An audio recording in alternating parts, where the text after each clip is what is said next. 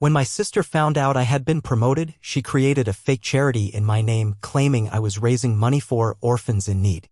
She pocketed every donation. I exposed her scam to authorities. She lost her job, was sued by donors, and is now banned from working with any charity or nonprofit organization ever again.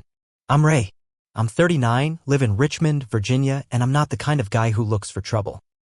I've always worked hard, kept my circle small, and stayed out of other people's messes.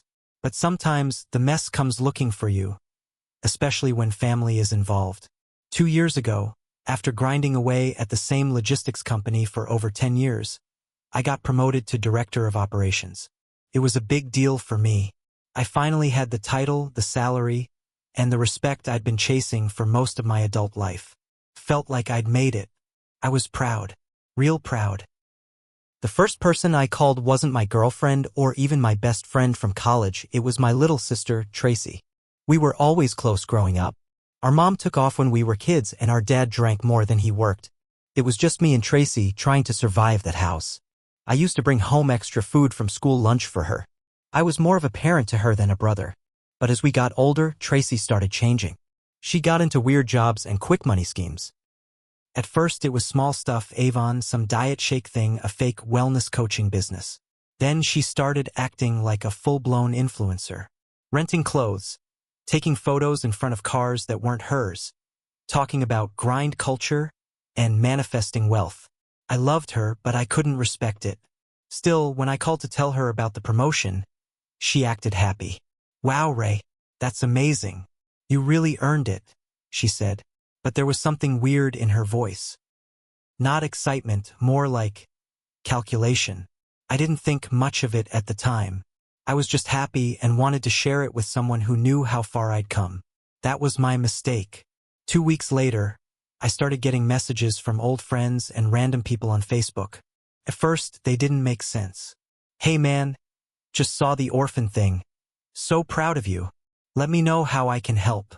I love what you're doing with the kids in Africa. I donated yesterday. Hope it helps." What? I didn't know what they were talking about. I hadn't started any orphan charity. I didn't even have kids. So I searched Facebook using my name and a few keywords. And that's when I saw it. A full-blown charity page with my name, my photo from LinkedIn, and a banner that said Ray helps orphans in need. There were pictures of kids that looked like stock photos, some of them didn't even seem real. There was a bio about me claiming I'd been on a mission trip to Sierra Leone, that I had a deep passion for children, and that I dedicated my life to helping vulnerable communities. None of it was true. Not a single word. There was even a GoFundMe link on the page with a big red Donate Now button. The page had raised over $9,300. I just stared at that number. Almost $10,000. From good people who thought they were helping starving kids. And there it was, my name plastered all over it. I felt hot all over. Angry. Betrayed. Confused. I kept scrolling. The page had comments like, "You're a true inspiration, Ray. My church group is sharing this. I donated $100. Keep going, brother." That's when I saw the contact email, info.rayhelpsorphans@gmail.com. I created a burner email right then and there. I messaged it pretending to be someone who wanted to partner with the charity. I asked about Ray's background and how to get involved. I got a reply within the hour. "Hi. So happy to hear from you. Ray is an amazing person. So humble. So giving. He's been working with African children for years and this project is his biggest mission yet. We'd love to connect. Let me know if you'd like a call or to help spread the word. Smiley face, TB." That last part, TB, hit me like a brick. My sister's name is Tracy Banks. And the way she wrote emojis, exclamation points, so excited. It was her. It was definitely her. She made a whole fake charity using my name and picture. She scammed people into thinking I was some kind of hero and pocketed the money. And she never told me a damn thing. I felt like throwing my phone against the wall. She didn't just betray me, she used me. Used my face, my job, my name to con people out of their money. And if this ever came out the wrong way, I could be the one blamed. So I did what I had to do. I called my lawyer. My lawyer's name is Dean Nichols. Older guy, sharp, no nonsense. I'd used him before when I bought my house, but this was a different situation. I wasn't even sure what category this fell into. Fraud? Identity theft? I laid it all out for him, sent him screenshots of the page, the GoFundMe, the emails. I didn't tell him it was my sister at first. Dean read everything and said, "This is bad, Ray.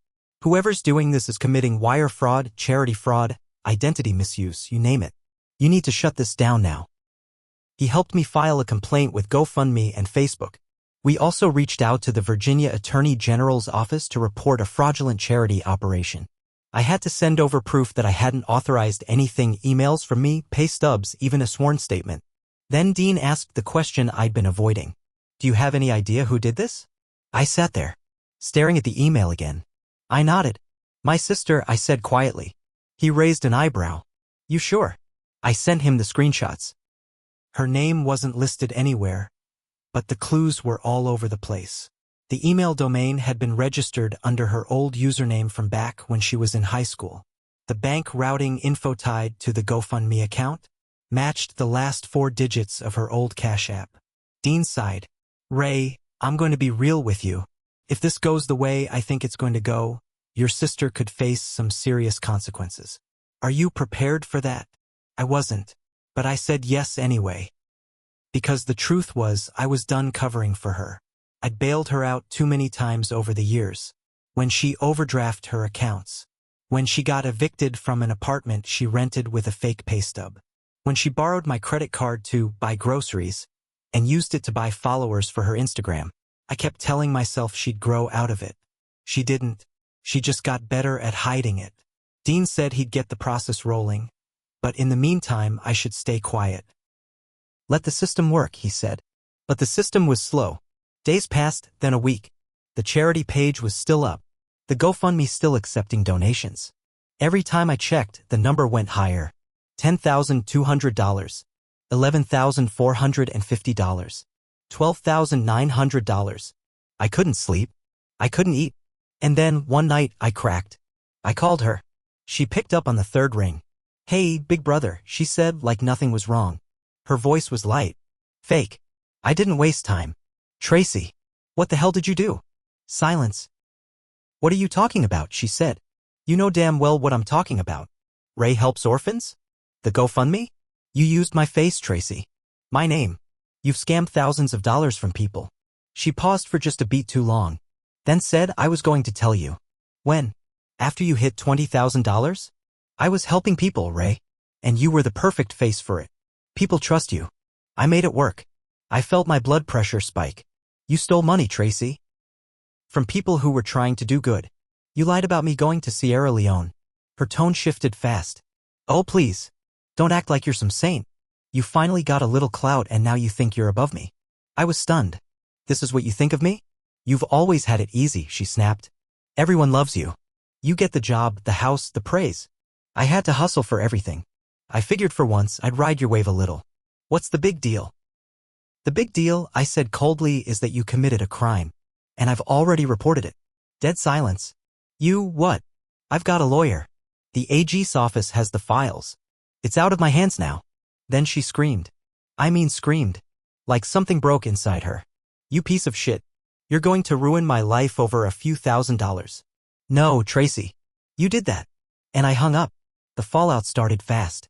3 days after that call, the GoFundMe was frozen.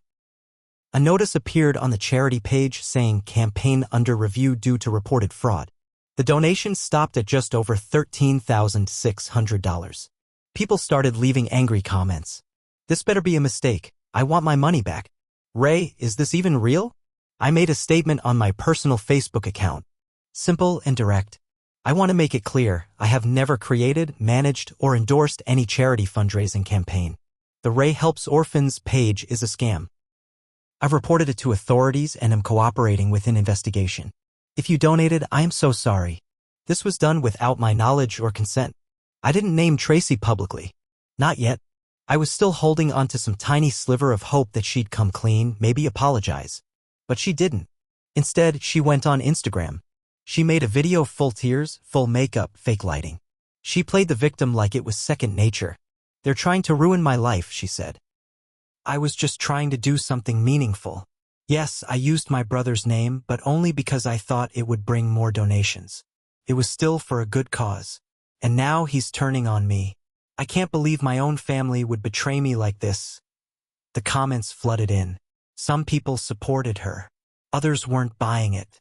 But someone must have seen the video and reported it because that same night, her page got pulled too. Instagram nuked it.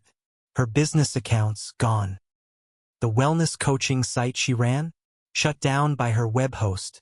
Then the knock came. A week later, Dean called and said the AG's office was moving forward. There was a formal investigation. A few donors had already filed civil claims. And because of how public it had become, it was likely they'd push criminal charges too: wire fraud, false representation, unauthorized use of identity. Serious stuff. And just like that, Tracy's little house of lies started collapsing. Her part-time job with a local nonprofit? Gone. They fired her the moment they got wind of the investigation. They said she'd violated ethics standards and compromised donor trust. Then I got a call I didn't expect. It was from her dad. We hadn't spoken in almost 5 years. He drunk himself into a hospital bed a while back, and I finally cut him off after too many late-night voicemails and guilt trips. But now he was calling me like we were still close. "You really had to go after your sister like that?" He slurred. "Blood is blood, Ray." I almost laughed. "Don't talk to me about family. You haven't been one in years. You just love tearing people down when they're already low? Huh? Just like your mama." That hit hard. I hung up. I sat there for a long time after, thinking, maybe I really was a little like her. Cold. Unforgiving. But then I remembered every time I'd helped Tracy, covered for her, lied for her. I gave her every chance to stop. She just kept pushing. Then I found out something that changed everything. Dean called again. He said the AG's office uncovered that Tracy didn't just fake the charity. She used it to apply for a grant. A real grant. From a community foundation based out of Norfolk. She used forged documents, tax forms, donor records, even a fake impact report, to apply for $25,000 in matching funds. The only reason she didn't get the money was because someone at the foundation flagged it for inconsistencies and stopped the transfer. But that was attempted fraud on a much bigger level. Dean's voice was serious. "Ray, she's looking at federal charges now." I couldn't believe it. This wasn't just some dumb online scam anymore. Tracy had taken it to a level I didn't think she was capable of. And the worst part? She still didn't stop.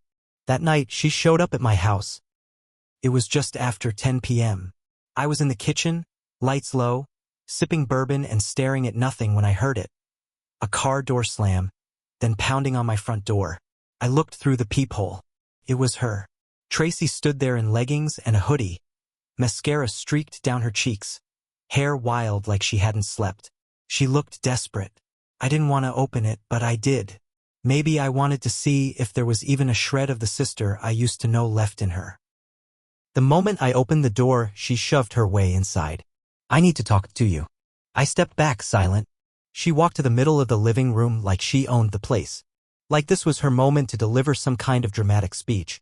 "I didn't do this to hurt anyone," she started, voice cracking. "You have no idea what it's like being invisible. Everyone sees you. Nobody sees me." I stared at her. "They saw you just fine, Tracy. You just didn't like what they saw." She winced but kept going. "You could have come to me. We could have handled this between us. But instead, you had to make it public. You ruined everything." I took a step closer. "No, Tracy. You ruined everything. You lied to hundreds of people. You dragged my name into it. And you didn't even apologize." She scoffed. "Apologize? To you? Mr. Perfect? You think I didn't grow up in that same broken house? You think your success makes you better than me?" "This isn't about where we came from," I said. "This is about choices. You made this choice." That's when she snapped. Threw a glass off my coffee table, shattered it against the wall. "You're gonna let them lock me up, Ray? You really want to see your own sister in prison?" I didn't even flinch. "I'm not letting anything happen to you," I said. "You did this to yourself. And you're still doing it." She started crying. Real, guttural sobs. She slid down the wall and sat on the floor like a kid. I didn't mean for it to get this far. I sat on the edge of the couch, watching her. I didn't feel hate. I felt grief. Like I was watching someone drown and refuse the rope I'd thrown years ago. "Tracy," I said quietly, "you need help. Not Instagram followers. Not fake charities. Real help." She looked up at me with broken eyes. You won't testify, right? Please, Ray. Just tell them you don't want to press charges. I didn't answer. And that silence told her everything. She stood up slowly. I hope you're proud of yourself. And she walked out. 2 months later, Tracy was charged with multiple counts: fraud, identity theft, wire fraud, and attempted grand larceny. The Grant Foundation pressed charges separately. Her face was in the local news. The headline: Fake charity scam using brother's name exposed by whistleblower. That whistleblower was me. She tried to fight it in court, blamed her emotional state, even said I gave her permission. But my lawyer had everything: emails, screenshots, even the GoFundMe logs. She had no chance. She took a plea deal: 18 months in county, 3 years probation, and a permanent ban from working with any nonprofit or financial institution ever again. I didn't go to sentencing. I couldn't. Dad left me one more voicemail. Said I'd destroyed the family. I deleted it. You know, people always talk about revenge like it's a fire, that it consumes everything. But this wasn't fire. It was cold. A long, quiet walk to the edge of a cliff where someone you love steps off, even after you beg them not to. I never wanted to ruin her life, but I wasn't going to let her take mine down with hers. I kept my job. My name was cleared. The donors got partial refunds. And me, I got peace. But I also lost a sister, and I'll live with that forever.